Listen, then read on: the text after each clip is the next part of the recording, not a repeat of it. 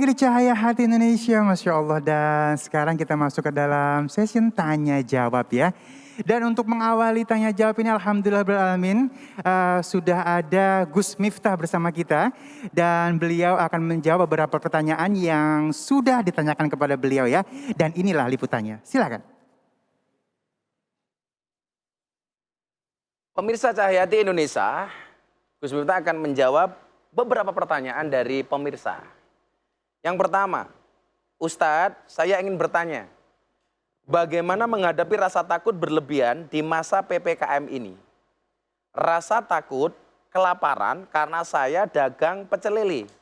Di satu sisi butuh makan sehari-hari, di satu sisi yang lain saya juga takut tidak bisa makan. Bagaimana menghilangkan rasa takut yang berlebihan? Pemirsa, kita lihat Al-Baqarah 155. Walanabluwanakum bisyai'im minal khauf wal ju' wa naqsim minal amwali wal anfusi was samarat wa basyiris sabirin. Sebagai orang yang beriman, tentunya kita akan diuji oleh Allah Subhanahu wa taala. Bisyai'im minal khauf, ketakutan. Wal ju', kelaparan. Wa naqsim minal amwal, kekurangan harta. Wal anfus, diuji dengan jiwa. Tapi di akhir ayat ini Allah mengatakan wa basyiris sabirin. Berikanlah kabar gembira bagi orang-orang yang bersabar. Ketika Allah memberikan kamu ujian yang sangat berat, Allah tidak memerintahkanmu untuk mencari jalan keluar hingga penat. Tetapi Allah memerintahkanmu untuk sabar dan sholat. Kita nggak usah khawatir walaupun di masa PPKM seperti ini. Nggak mungkin kemudian Allah memberikan hidup tanpa memberikan kehidupan. Nggak mungkin Allah menitipkan nyawa kepada kita tanpa Allah memberikan sesuatu untuk menyambung nyawa. Lebih lanjut kita lihat At-Taubah ayat 51. Qul la yusibana illa ma kataballahu lana. Katakanlah sekali-kali musibah itu tidak pernah menimpa kami kecuali apa yang telah Allah tetapkan untuk kami. Maka kamu rileks saja. PPKM memang menutup akses darat. PPKM menutup akses laut. PPKM menutup akses udara. Tapi ingatlah, PPKM tidak pernah menutup akses rizkinya Allah Subhanahu wa taala yang datang dari manapun, bahkan dari hal-hal yang tidak pernah kita duga sebelumnya. Ingat, as-saku fi rizki, as-saku fi rozik. Orang yang meragukan rizkinya berarti dia meragukan sang pemberi rizkinya. Ketuklah pintu langit dengan doa, karena yang terlockdown hanya buminya, langitnya masih terbuka untuk semua hambanya. Pertanyaan kedua, Ustadz, ujian ini rasanya datang bertubi-tubi. Saya korban PHK karena COVID. Berat bagi saya saat ini menjalani hidup. Bagaimana menghilangkan keraguan bahwa Allah tidak akan memberikan ujian di luar batas kemampuan umatnya.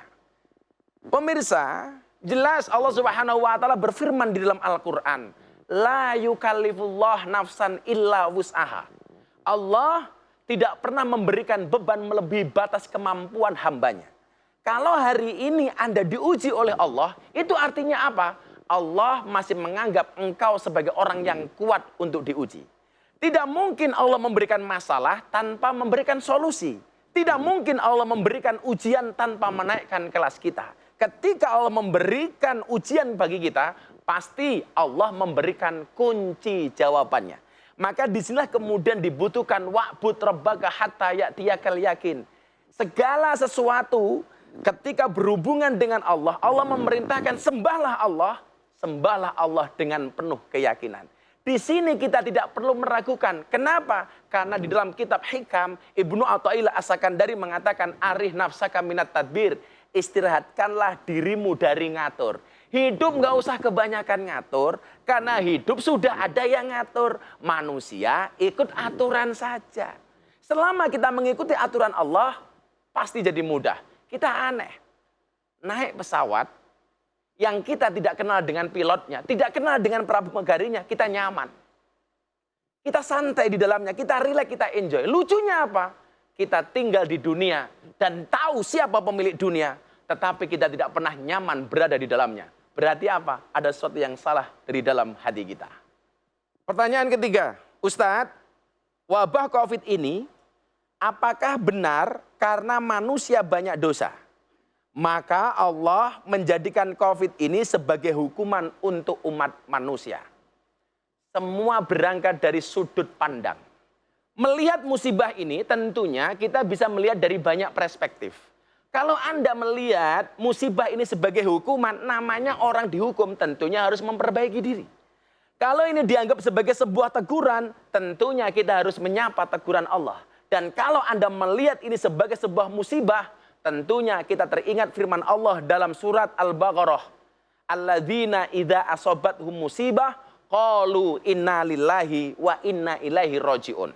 Orang-orang yang ketika dikasih musibah oleh Allah mengatakan musibah ini dari Allah dan semuanya saya kembalikan kepada Allah. Lebih lanjut, mari kita lihat firman Allah dalam surat Al-Hasr ayat 18. Ya ayyuhalladzina amanu taqullah wal tangdur nafsum ma qaddamat lighad.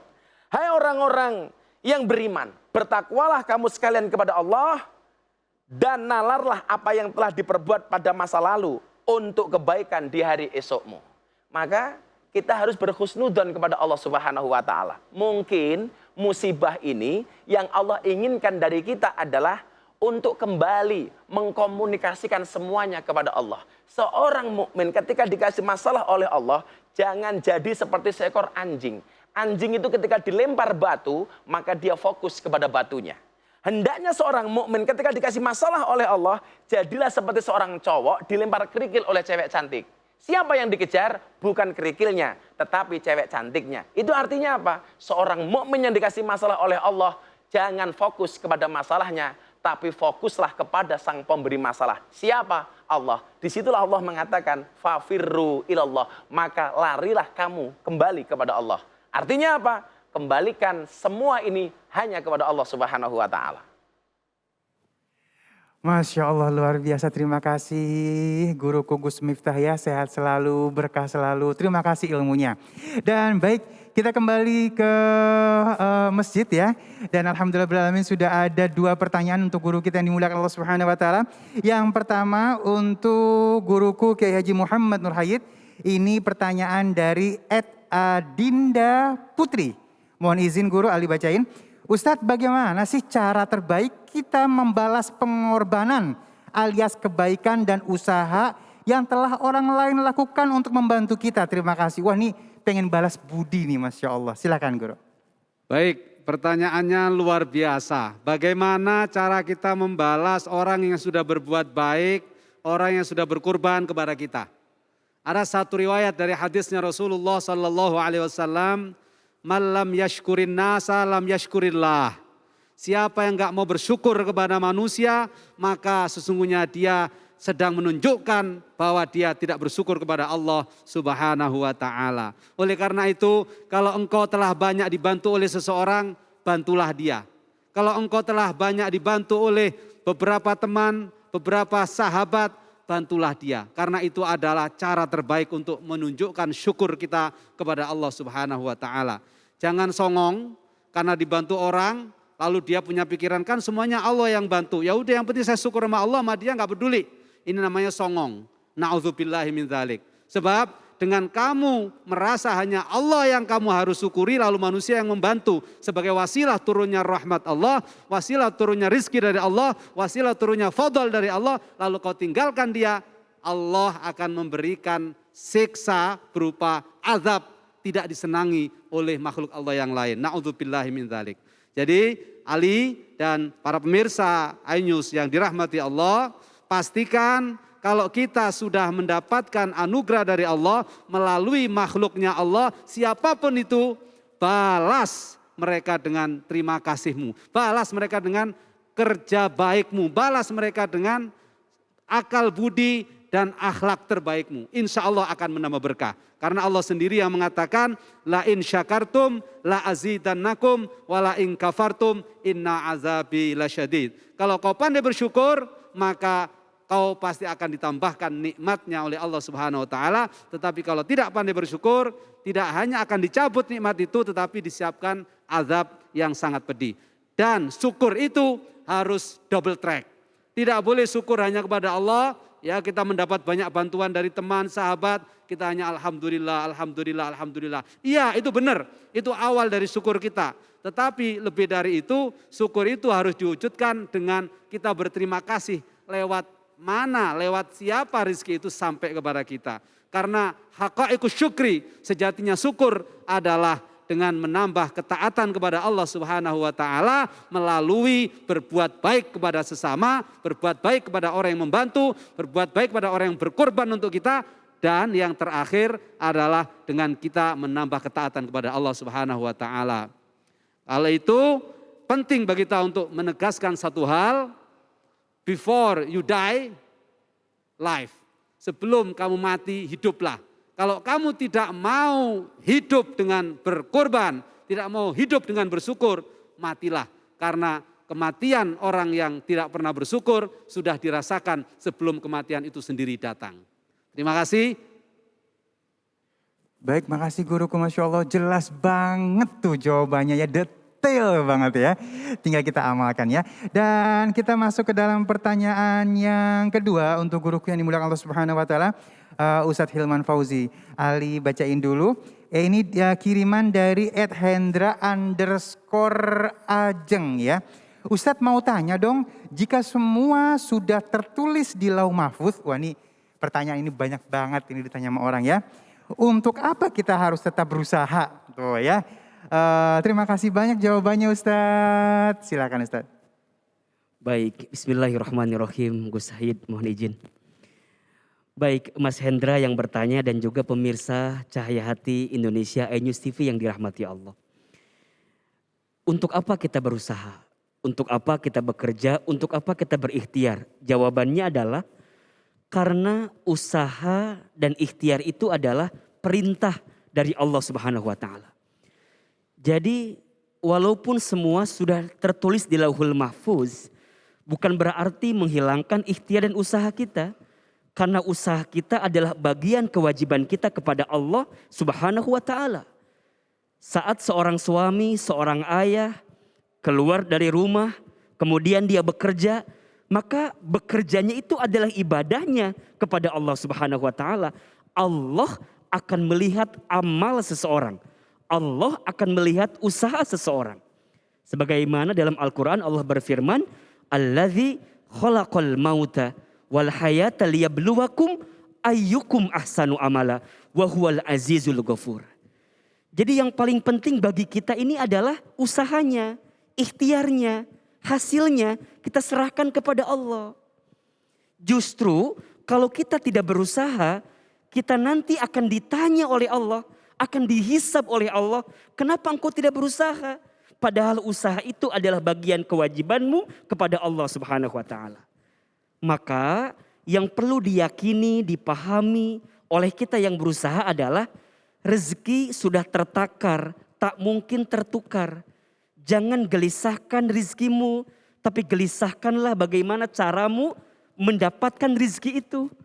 Karena kamu tidak akan ditanya tentang rezeki, tapi akan ditanya bagaimana ikhtiarmu mendapatkan rezeki itu. Maka nanti dalam berikhtiar, jangan menuhankan ikhtiar kita. Jangan lupa dengan Sang Maha Pemberi rezeki gitu loh. Karena begitu banyak orang yang bekerja tapi menuhankan pekerjaannya. Ujungnya apa? Ketika dia di PHK, ketika dia berhenti seakan-akan hidup selesai. Padahal belum tentu. La tahzan, innallaha ma'ana. Jangan sedih, sesungguhnya Allah bersama dengan kita. Maka teruslah berusaha, teruslah berikhtiar. Hasilnya kita serahkan kepada Allah. Maka ini penting sekali, tolong catat baik-baik ya. Dalam bekerja selalu libatkan Allah. Jika kamu sukses, kamu tidak akan sombong. Dan jika kamu gagal, kamu tidak akan putus asa dan kecewa. Kenapa? Karena aku bekerja, aku berusaha, aku berikhtiar dalam rangka menunaikan kewajibanku kepada Allah Subhanahu wa taala. Sisanya kita serahkan kepada Allah. Bismillahirrahmanirrahim. 'Alallah la haula wala quwata illa billah. Ayo, pemirsa yang harus tetap keluar rumah dalam kondisi pandemi saat ini, ayo belajarlah untuk berserah kepada Allah. Ya, bukan terserah, bukan menyerah, tapi berserah. Beda loh. Kalau terserah tanpa ikhtiar. Ya. Kalau menyerah malah kemudian ikhtiarnya hanya biasa-biasa saja. Tapi yang paling penting berserah. Ikhtiarnya maksimal, kuatkan doanya, hasilnya kita serahkan kepada Allah Subhanahu wa taala. Insya Allah, Allah selalu tahu mana yang terbaik untuk hambanya. Sekali lagi, usaha tidak menentukan rezeki kita, tapi usaha adalah bentuk kewajiban kita kepada Allah sehingga kita bisa mendapatkan pahala terbaik dari usaha yang kita kerjakan dalam kehidupan ini. Semoga Allah melapangkan rezeki kita. Amin ya rabbal alamin, Masya Allah, nikmat sekali ya. Dan banyak ilmu yang sudah kita dapatkan pada kesempatan kali ini.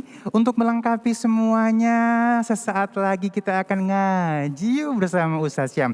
Jangan kemana-mana, tetap bersama kami di Cahaya Hati Indonesia.